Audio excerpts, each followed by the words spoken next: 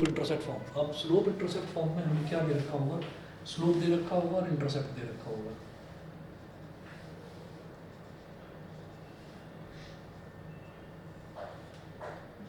ये Y axis है, ये एक्स एक्सिस है, ये ओरिजिन है और ये हमारे पास एक स्ट्रेट लाइन है। जब ये स्ट्रेट लाइन है तो अब इस स्ट्रेट लाइन का एक तो स्लोप गिवन है हमको। मान लीजिए किसी क्वेश्चन में हमको कोई स्ट्रेट लाइन है जिसका स्लोप दे रखा हो, ठीक है, और साथ में वाई इंटरसेप्ट दे रखा हो। वाई इंटरसेप्ट का मतलब क्या है कि ओरिजिन से वो वाई एक्सिस को जिस पॉइंट पर काट रही है वहाँ से वहाँ तक का जो डिस्टेंस है that is called Y intercept. तो इसको बोल दिया हमने सी। तो equation of line is y is equal to M X plus C. तो ये होती है स्लोप इंटरसेप्ट फॉर्म, ठीक है। फिर दूसरा लिखेंगे हम पॉइंट स्लोप फॉर्म।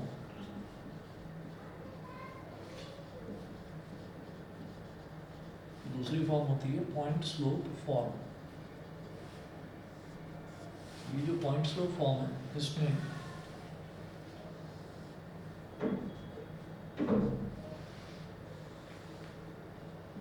एक तरफ वाई एक्सिस है, एक तरफ एक्स एक्सिस है,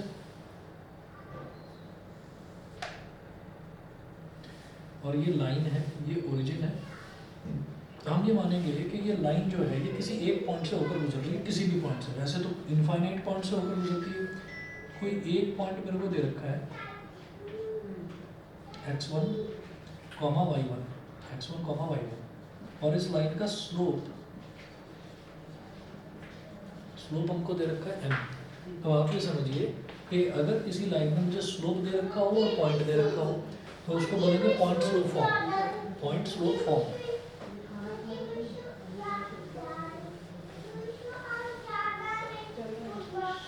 point slope form.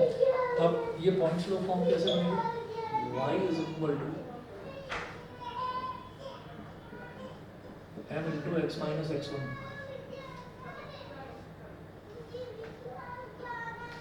y is equal to m into x minus x1। x का मतलब x इंटरसेप्ट ना, x और y का कुछ मतलब नहीं है। x और y हर इक्वेशन में रहेंगे। जैसे यहाँ पर इक्वेशन बना है बस तो कभी भी मान लो हमारे पास कोई ऐसी चीज़ आती है, जैसे मान लीजिए हमने पेयर ऑफ लीनियर इक्वेशन ही देखा था 10th क्लास में, तो वहाँ पर x और y तो रहते ही थे, तो x और y रहेगा। जैसे यहाँ पर भी देखिए x भी रहेगा, y भी रहेगा। उसके अलावा क्या चीज़ है, एक तो स्लोप है और एक इंटरसेप्ट है, y इंटरसेप्ट। ऐसे ही यहाँ पर एक तो स्लोप है और एक पॉइंट दे रखा है, तो y, अच्छा सॉरी मैंने ये ना ये चीज़ गलत लिख दी। यहाँ पर ऐसे लिखा जाएगा y minus y1, y minus y1, ठीक करना है इसको। y minus y1 is equal to m into x minus x1। ये होता है हमारा पॉइंट स्लोप फॉर्म, ठीक है। उसके बाद तीसरा लिखेंगे टू पॉइंट फॉर्म।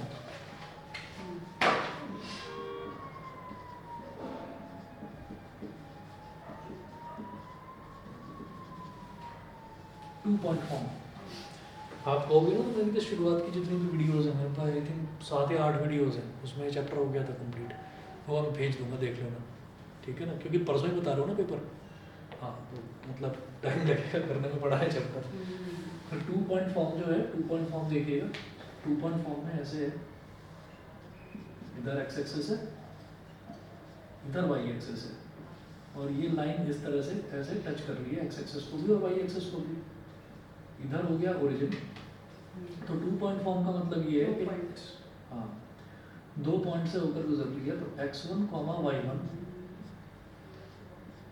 और x2, y2, मतलब आपको दो पॉइंट्स दे रखे हैं, x1, y1 और x2, y2। तो ऐसे में इक्वेशन क्या हो जाएगी, लाइन की इक्वेशन हो जाएगी बिल्कुल यही, y minus y1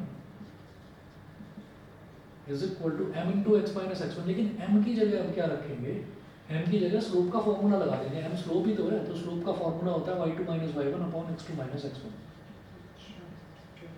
y2 minus y1 upon x2 minus x1 multiply by x minus x1, ठीक है। और हाँ, और इसमें एक चीज़ और है, ये आपकी मर्जी है, आपकी चॉइस है कि आप x1 y1 इसे मान लो या इसे मान लो, वो आपकी मर्जी है। आप इसको ऐसा भी कर सकते हो y माइनस y2, तो फिर यहाँ पर x माइनस x2 करना, और यहाँ पर फिर y2 माइनस y1 न करके उल्टा करोगे, y1 minus y2 upon x1 minus x2। तो वो आपकी मर्जी है, लेकिन सीक्वेंस नहीं चेंज होना चाहिए।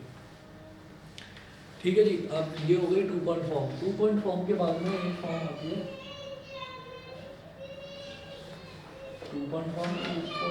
2 पॉइंट फॉर्म के बाद में आएगा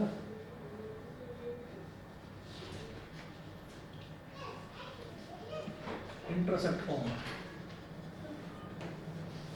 इंटरसेप्ट फॉर्म,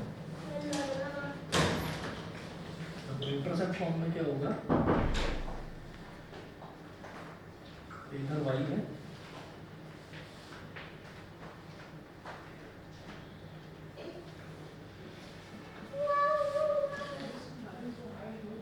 एक तरफ y है एक तरफ x है, और इसको ऐसे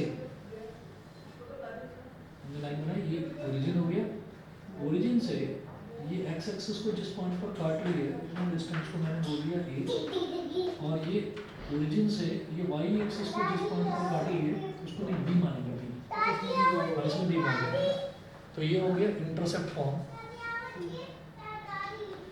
तो ये इक्वेशन की फॉर्म क्या हो गई, x upon a plus y upon b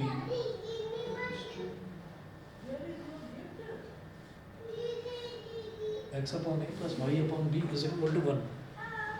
ठीक है जी, ये हो गई इंटरसेप्ट फॉर्म। और इसके बाद में एक फॉर्म और आती है नॉर्मल फॉर्म।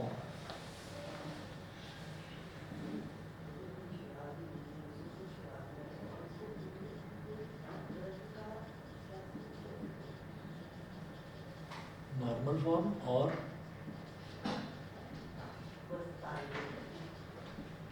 Perpendicular form.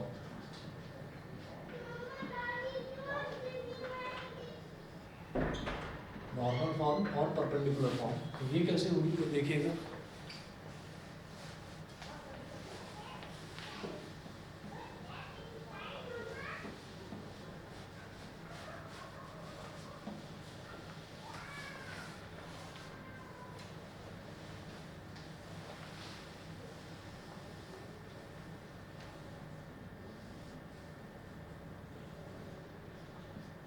फिर से वही एक्स एक्सिस वाई एक्सिस, यहाँ पर एक लाइन बना ली ऐसे, इधर ओरिजिन। और अब क्या करेंगे, अब यहाँ से ओरिजिन से ना परपेंडिकुलर ड्रॉप कर देंगे यहाँ पर इस वाली लाइन पर।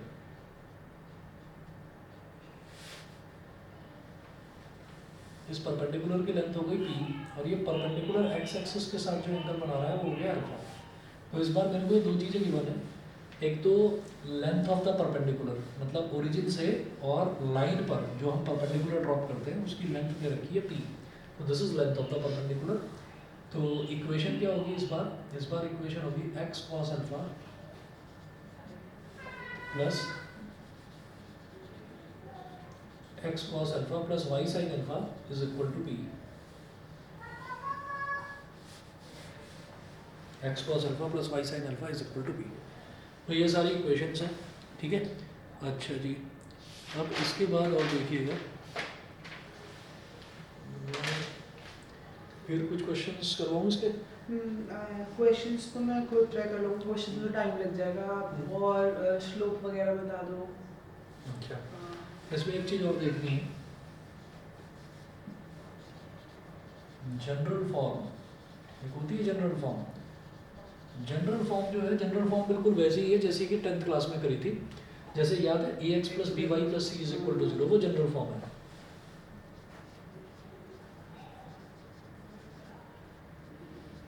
ax plus b y plus c is equal to 0, ये जनरल फॉर्म है। अच्छा, कोई भी लाइन दे रखी है तो उसका अगर स्लोप निकालना है, मैं काम करता हूँ, एनसीईआरटी दिखाओ जरा, मैं इसमें देखता हूँ। जैसे ट्रांसफॉर्मेशन वाले बता रहे थे ना, उन क्वेश्चंस में दिक्कत है, बताता हूँ।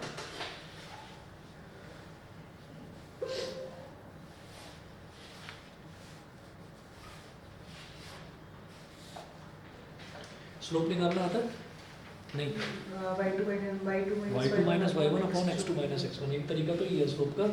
और दूसरा tan थीटा, वहाँ पर थीटा वो होता है लाइन एक्स एक्सिस की पॉजिटिव डायरेक्शन के साथ एंटी क्लॉकवाइज डायरेक्शन में जो एंगल बनाती है, दैट इज कॉल्ड थीटा। बस ये दो चीज़ें हैं। फिर ये होता है कि अगर दो लाइंस पैरेलल हैं तो उनके स्लोप्स इक्वल होंगे। नहीं अगर तो तो m1 m2 equals to 1 minus perpendicular. हाँ, माइनस, ठीक है, बस तो यही चीज़ें हैं और कुछ नहीं है इसमें। और कुछ नहीं है ना ना, और कुछ नहीं है। और मैं आपको क्वेश्चंस दिखा देता हूँ, जो एक्सरसाइज थोड़ी सी इंपॉर्टेंट है ना। हम्म। ये वाला कौन सा फॉर्मूला होता है sir? tan theta equals to m1 minus m2 upon 1 plus m1 one m2 plus का एम मॉड। का मॉड ये होता है जब भी कभी हमसे ये कहा जाता है कि दो लाइंस हैं, दो इंटरसेक्टिंग लाइंस हैं, इंटरसेक्ट कर रही हैं कहीं पर भी, वो जो दो लाइंस हैं उन दोनों लाइंस के बीच का एंगल बताओ, ये उसका फॉर्मूला है। तो अब इसमें m1 क्या है, पहली वाली लाइन का स्लोप, m2 क्या है, दूसरी वाली लाइन का स्लोप। ये क्वेश्चन है, find the equation of the straight line through 3, 2 which make acute angle of 45 degree with line x minus 2y minus 3 equals to कौन सा 0। क्वेश्चन है, एनसीईआरटी का कहाँ पे? ये एक तो एनसीईआरटी में आपने लिखवा रखा है, लॉक मुझे करो, समझ नहीं आया। बताता हूँ मैं, दिखाओ। हाँ, तो ये वाले भी फॉर्मूले होंगे और भी ऐसे बस कोई- यही है, बस यही एक ही है, है बस वाला। बस बस यही है। ये वाला भी बता दे किस बता देता हूँ ना, ये कौन सा क्वेश्चन नंबर 1 करवाऊँ? हाँ, ये तू करवा रहा, find the equation of the straight line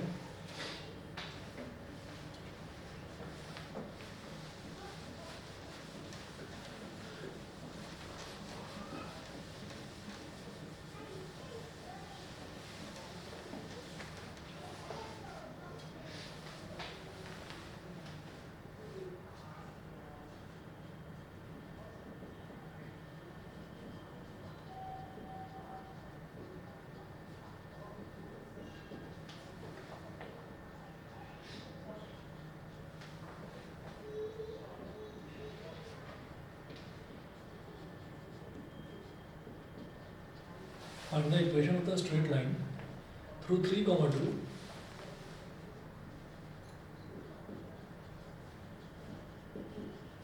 find the equation of the straight line through 3, 2 which make acute angle of 45 degree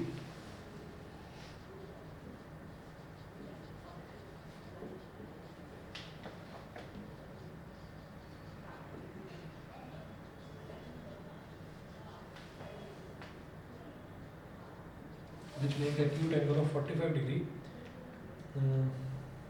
with line x minus 2y minus 3 is equal to 0.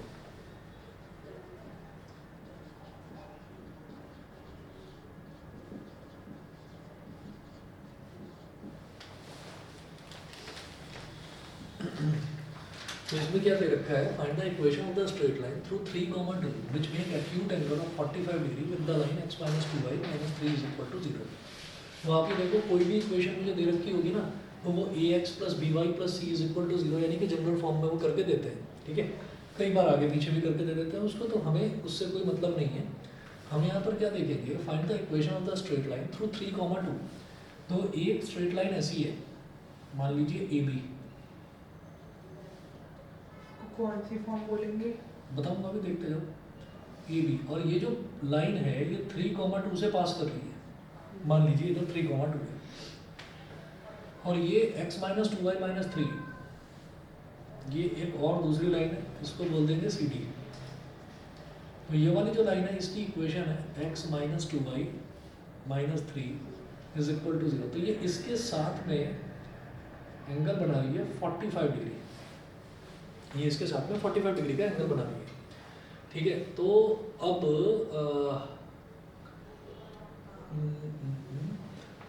सबसे पहले क्या करेंगे, इस वाली लाइन का slope निकालेंगे, slope of line c d, slope of c d. तो c D का स्लोप निकालने के लिए मुझे क्या करना होगा, हेडिंग डालनी, स्लोप ऑफ सी डी, मतलब मैं स्लोप ऑफ सी डी निकालना चाहता हूँ। तो सी डी वाली लाइन को ऐसे लिखेंगे जैसे कि है ना x minus 2y minus 3, x minus 2y minus 3 is equal to 0। Minus 2y को इधर ले जाओ, x minus 3 is equal to 2y,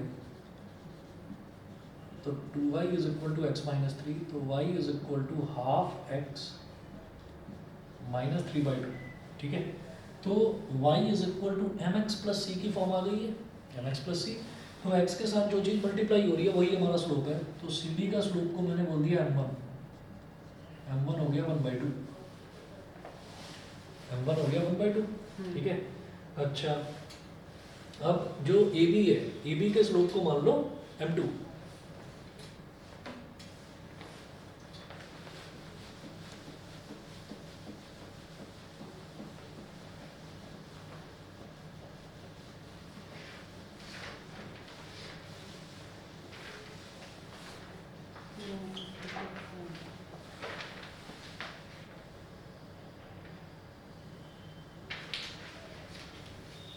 Let the slope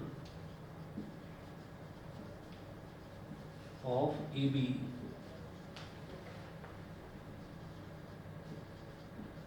let the slope of AB be m2. तो AB के स्लोप को मैंने m2 मान लिया. Angle between AB and CD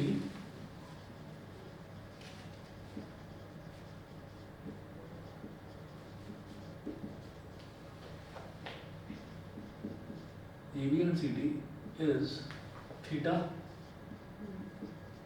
और वो 45 डिग्री दे रखा है. जब कभी दो लाइन दे रखी होती है और उनके बीच का एंगल दे रखा होता है उसको थीटा मान लेते हैं. तो इसका फॉर्मूला होता है tan theta is equal to modulus m1 minus m2 upon 1 plus m1 m2. ठीक है, मॉडुलस है तो कोई फर्क नहीं पड़ता. आप m1 माइनस m2 की जगह ऊपर m2 माइनस m1 भी लिख सकते हो, कोई दिक्कत नहीं है. हर तरह से रिजल्ट सेम आएगा. tan थीटा, थीटा कितना है भाई 45 डिग्री. दोनों लाइंस के बीच का एंगल है 45 डिग्री. तो ये हो गया tan 45 degree is equal to modulus m1 minus m2. तो m1 यानी कि 1/2 और भाई m2 मैंने लेट करा हुआ है, मेरे को निकालना है. ठीक है, 1 प्लस m1 कितना है 1/2 इंटू m2. tan 45 डिग्री हो गया 1 इज इक्वल टू ये हो जाएगा 1 minus 2m2 upon 2 plus m2 upon 2 और ये मॉडुलस लगा दिया तो न्यूमरेटर का डिनोमिनेटर भी 2, डिनोमिनेटर का डिनोमिनेटर भी 2, कैंसिल आउट हो गया. तो 1 is equal to 1 minus 2m2 upon 2 plus m2. और फिर पता है क्या करेंगे, यहाँ पर ब्रैकेट लगाकर, मतलब मॉड खत्म कर दो, ब्रैकेट लगाकर प्लस माइनस लिख दो. क्या होता है कि जब भी कभी मॉडुलस के अंदर अननोन टर्म होती है कोई भी, तो मॉडुलस का रिजल्ट प्लस में भी आ सकता है माइनस में भी आ सकता है. वो डिपेंड करेगा इस अननोन क्वांटिटी पर. कई बार ऐसा है कि ये अननोन क्वांटिटी ही कुछ ऐसी है कि अंदर का जो भी आउटपुट आया वो नेगेटिव आ गया, तो तब बाहर माइनस लगना जरूरी है, तभी तो नेगेटिव नेगेटिव प्लस हो जाएगा. और अगर m2 कुछ ऐसा आया कि उसका रिजल्ट पूरे फ्रैक्शन का रिजल्ट प्लस में आ गया तो बाहर प्लस वाला ले लेंगे. तो इस वजह से जब भी बस सीधा याद रखना है कि जब भी मॉड के अंदर अननोन क्वांटिटी होती है कोई एक भी, तो उसका रिजल्ट प्लस माइनस आता है मॉड का रिजल्ट. ठीक है, अब क्या करेंगे, दो अलग अलग केसेस ले लेंगे. एक लेंगे प्लस वाला, तो 1 minus 2m2 upon 2 plus m2 is equal to 1 और माइनस लगाकर 1 minus 2m2 upon 2 plus m2 is equal to 1. ये हो गया.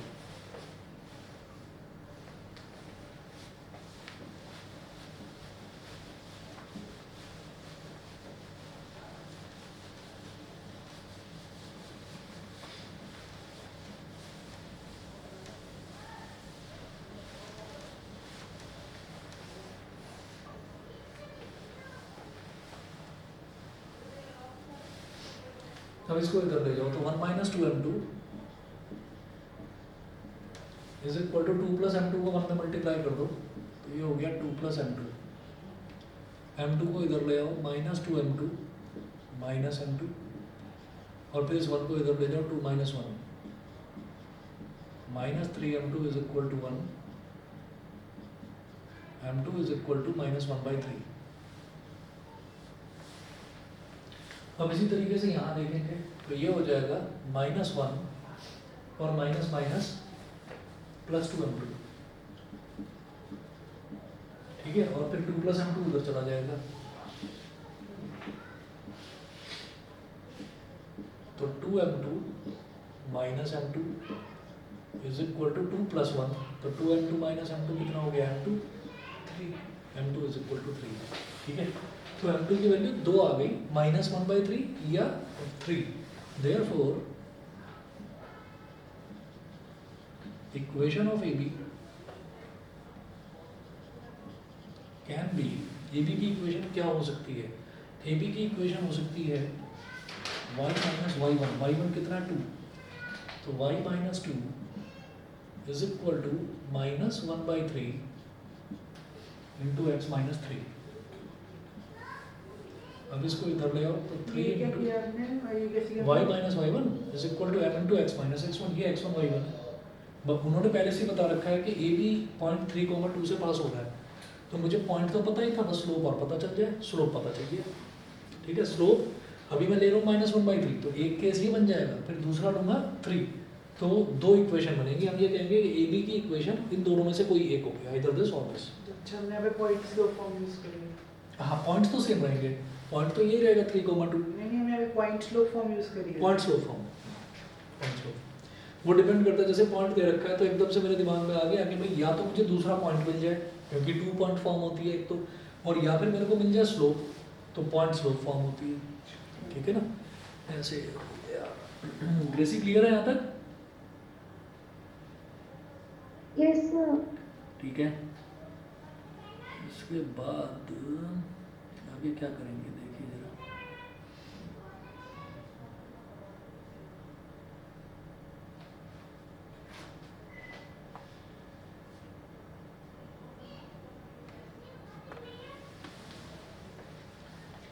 तो 3 इधर आ गया, 3 into y minus 2 is equal to minus x और माइनस माइनस प्लस 3, ये हो गया।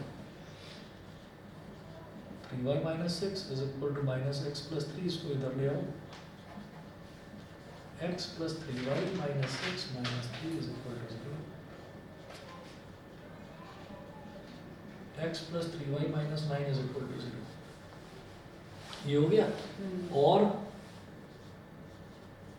छोड़ दूं, कर लोगे अपने y minus 2 3 into x minus 3, वो कर लेना। ठीक है, चलिए जी, और बताओ, और कुछ करना है इसमें? और एक और फॉर्मूला है, कौन सा है? ये C1 माइनस C2। अच्छा, अरे ये तो दो पैरेलल लाइंस के बीच का डिस्टेंस का है, कुछ नहीं।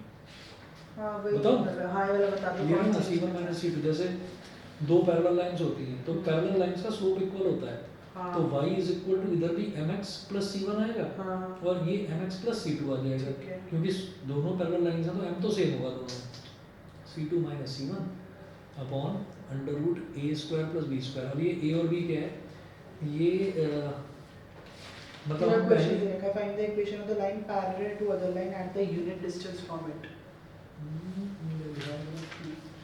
सर हाँ जी बोलिए।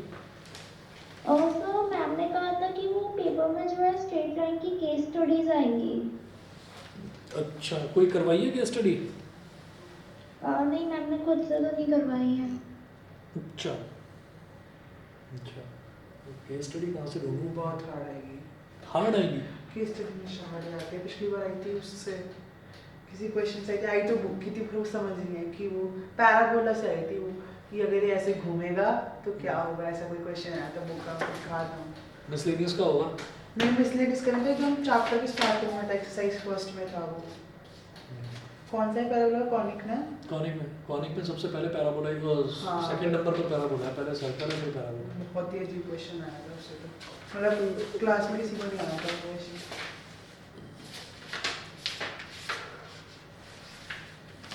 देखो ऐसा होता है, जब भी कभी हमसे ये कहा जाए कि भाई आपको दो लाइंस दे रखी हैं और दोनों लाइंस के दो पैरेलल लाइंस हैं, उनके बीच का डिस्टेंस निकालना है।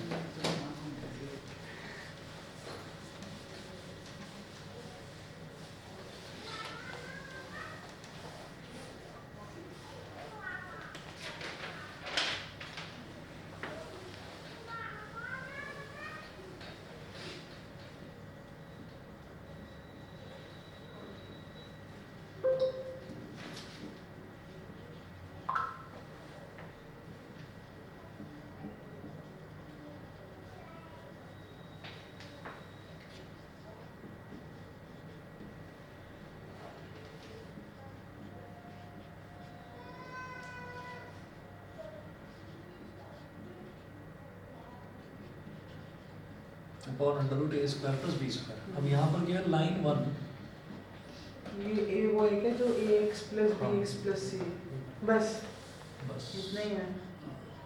तो लाइन वन हो जाएगी ax plus by plus C1 is equal to 0, और लाइन 2 में भी यही आएगा, लाइन 2 में भी ax और by ही आएगा, ax plus by plus C2 से प्लस C2 हो जाएगा। जब दो पैरेलल लाइन होती हैं तो x का और y का कोफिशिएंट सेम रहता है, चेंज इसमें नहीं। एक लाइन दे रखी है तो कैसे होगा? हाँ बता रहा हूँ। From perpendicular distance from it. हाँ ये दे रखा है, find the equation of the line parallel to other line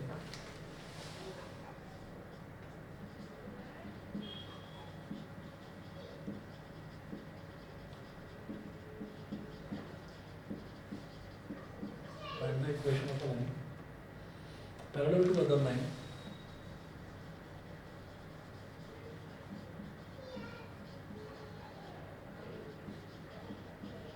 parallel to other line 3x minus 4y minus 5 is equal to 0, 3x minus 4y minus 5 is equal to 0 and unit distance from it.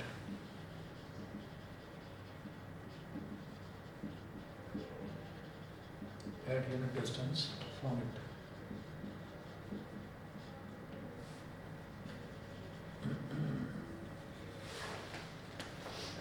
तो इसमें देखिएगा कि find the equation of a line, जैसे मान लीजिए एक line तो ये दे रखी है,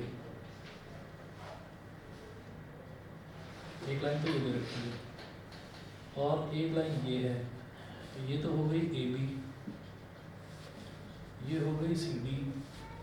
अब ये जो सी डी है ना, इसकी इक्वेशन दे रखी है 3x minus 4y minus 5 is equal to 0, ठीक है।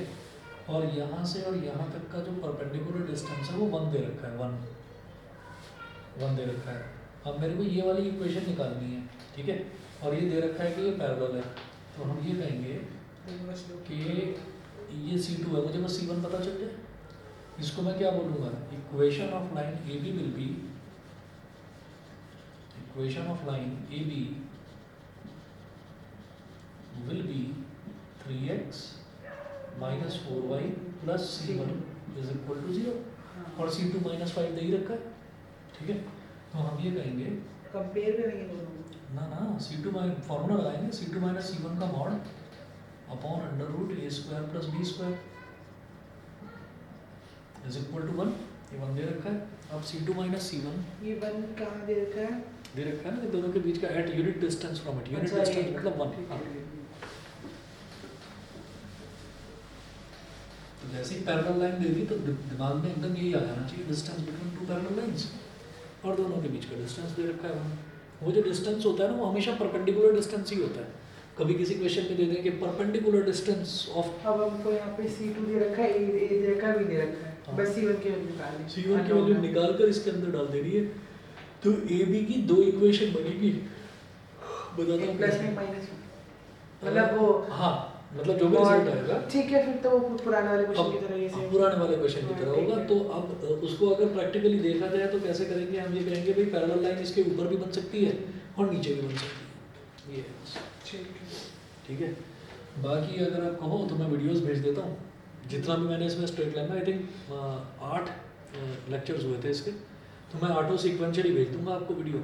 रिड्यूस हाँ, रिड्यूस रिड्यूस वाली भी आसानी से हो जाएगी। रिड्यूस वाली में भी ऐसा है, जैसे मान लो हमें ये दे रखा है, फॉर एग्जांपल सोचो हमें ये दे रखा है x/4, मतलब उस वीडियोस में है ये वाले क्वेश्चन भी, x/4 plus y/3 is equal to 1 है। अब मान लीजिए हमसे कोई कहे कि नहीं आपको ना, आप इस इक्वेशन का स्लोप निकालो, आप कहोगे नहीं यार ये तो इंटरसेप्ट फॉर्म दे रखी है, मैं स्लोप कैसे निकालूंगा। सिंपल एलसीएम लो, एलसीएम लोगे तो क्या हो जाएगा, 4 3 ज़ा 12, तो ये हो गया 3x, और 3 4 ज़ा 12, तो ये हो गया 4y इज इक्वल टू 1। 12 को इधर ले गए, ये बन गया 3x plus 4y is equal to 12। अभी फिर दिमाग में वही रखना है कि नहीं मेरे को स्लोप निकालना, तो मैं इसको पॉइंट स्लोप फॉर्म में कन्वर्ट कर दूंगा। पॉइंट स्लोप फॉर्म क्या होता है, y इज इक्वल टू, या slope intercept form y is equal to mx plus c, उस फॉर्म में ले आओ।